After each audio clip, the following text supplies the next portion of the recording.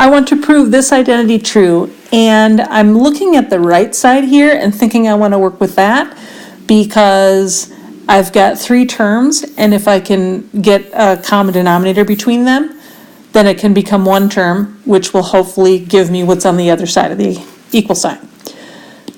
Now, if I rewrite what I've got in terms of sine and cosine, that will get me denominators because I currently don't have any that aren't 1.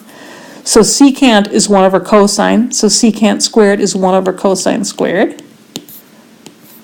And then I have a negative 2. And then secant, we just said, was 1 over cosine.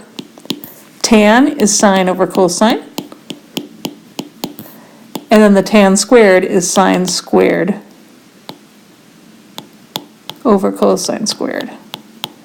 So it looks like, if I rewrite this a little bit, I've got 1 over cosine squared minus 2 times 1 times sine, so minus 2 sine over cosine squared, and then plus sine squared over cosine squared.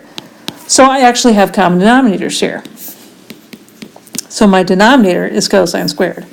My numerator is 1 minus 2 sine theta plus sine squared theta.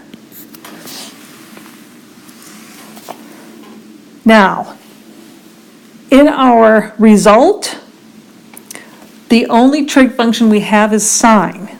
So I would like to not have cosine anymore. And if we remember, cosine squared plus sine squared is 1. So if I subtract the sine squared from each side, cosine squared is equivalent to 1 minus sine squared. So I'm going to go ahead and replace that. So now I just have the sine function only, which is ultimately what I want. Now my best bet here is to factor. If I think of the denominator as 1 minus x squared, that's going to factor into 1 minus x, 1 plus x. So 1 minus sine theta, 1 plus sine theta. And I'm liking the looks of this because in my denominator I would like 1 plus sine theta. In my numerator, if I were to factor that, what I want to do is I want the numerator to have a 1 minus sine. So I'm going to put that in. And then the denominator I want to be 1 plus sine, so I want to cancel with the 1 minus sine. So I'm going to put another 1 minus sine in here, and then I'm going to see if I get back what I started with here. So if I FOIL this numerator, I'm going to get 1 times 1, which gives me the 1.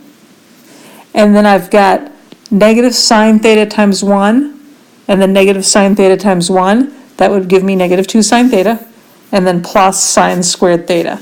So that's working. And now I can cancel the 1 minus sine thetas out, and I end up with 1 minus sine theta over 1 plus sine theta. And that is what I was trying to prove.